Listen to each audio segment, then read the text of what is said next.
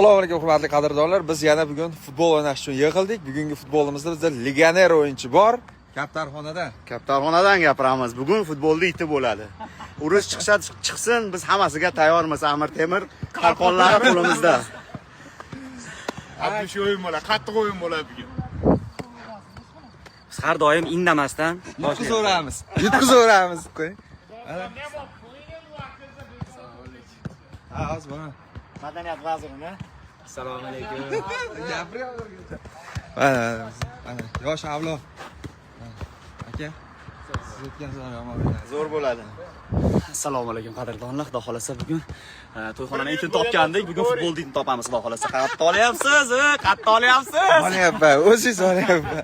Xullas qadrdonlar mana bugun futbolda bezvuk o'tkazamiz deb mana. Nechga foyda olib kelganmiz. Assalomu alaykum, yaxshimisizlar? Bizni kuzatinglar, o'yin qattiq bo'ladi.